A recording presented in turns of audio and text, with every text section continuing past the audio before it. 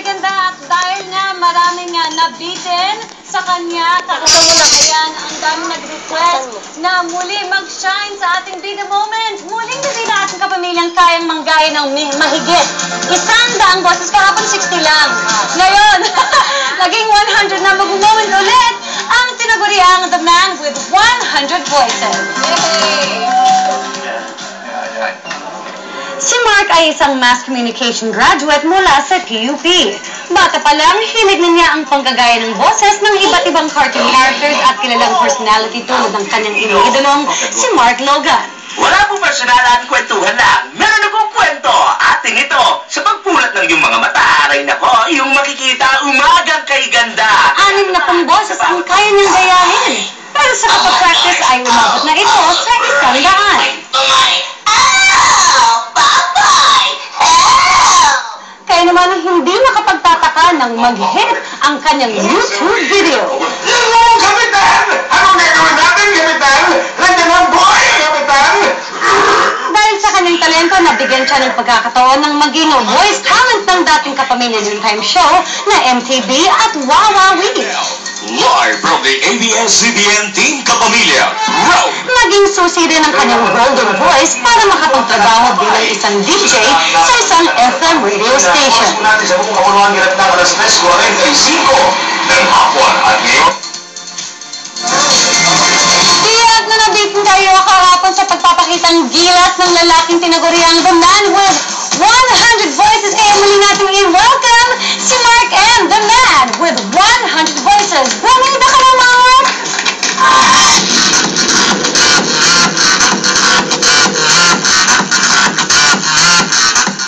Oh my gosh! Oh, Olive, where are you? Right for money. Oh, Popeye! Help! Oh, you think you can beat me, Popeye?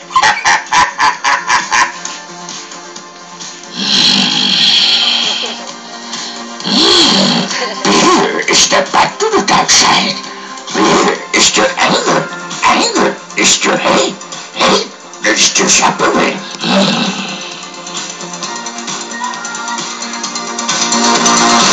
At siyempre hindi rin magpapahuli, nandyan din si... Wala dyan sa Paboy, Philippines. Walang tutulong sa Pilipino, kundi umagang kay ganda. Kayang-kaya, basta sama-sama. Paboy, Philippines!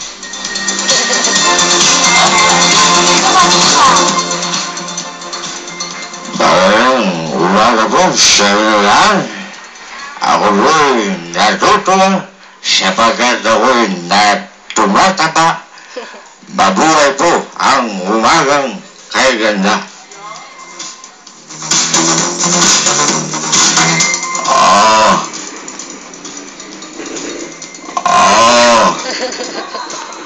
Alam niyo, mga kabayan, dito sa Maynila, linisin, ikaragal ang lungsod ng Maynila.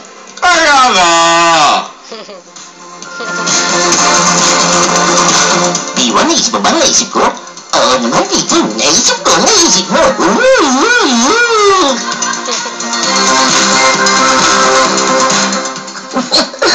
Nakatuwa naman ang bagay nito.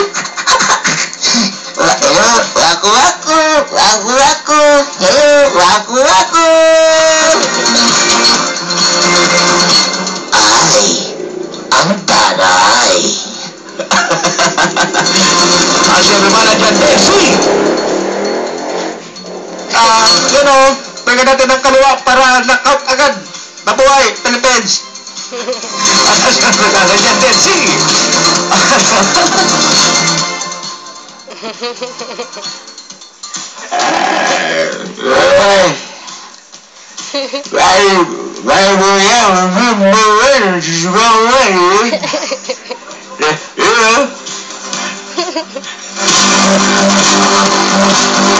Master is my brain.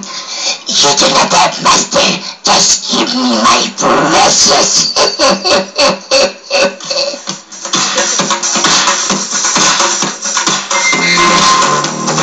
My precious. That's right.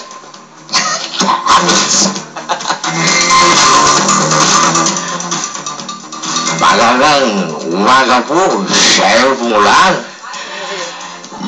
Medyo lang po, nagbago na po ako. Ayan na, siyempre, hindi magpapaulis eh. Ayan eh. Robert?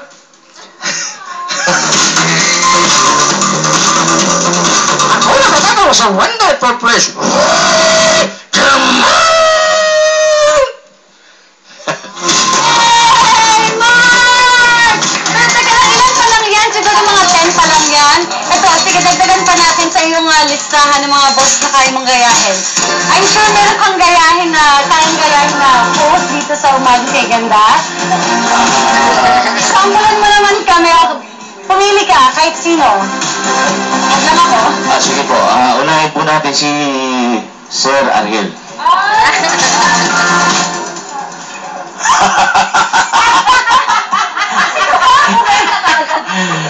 Nakakatawa ka naman, Winnie, ha? Magbabalik po ang Umagang Kay Ganda. Sino kaya ang audio mo dito para observe kami? Okay. Sino pa? Ito. Pinipilian po ito ng lahat. Bagong heart trap po ito ng isang player ng Pilipinas. Sino ito? Siyempre, hindi magpapaulit si Anthony Taberna. Ang kinabahan ako yun. Please welcome Mr. Anthony Taberna. Umagang Kay Ganda sa aking mga kababayan. Cute pero singkit.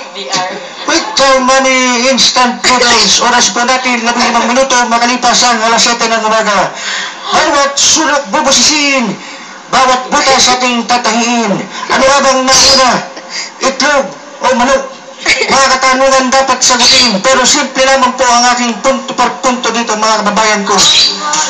Mas nauna kung anong naunang naluto, yun ang nauna. Yan ang ito. Muli, lagi niyo pong tatandaan. Iiwanan ko po kayo na isang kasabayan. Kung kaya ng iba, di pagawa mo sa kanila. Ako po si Anthony Taberna at magbabalik po ang Umagang Kay Ganda. Ayun!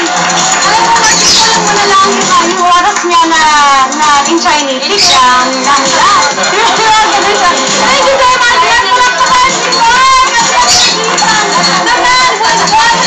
Ito diyan mga pamilya, kung may natatago kayong talento or may kakilala kayong tao na may pambihirang galing sa anumang larangan at gusto nyo itong i-visit sa buong bayan, ipaalam namin ito sa aming Twitter or Facebook account at bibigyan namin kayo ng moment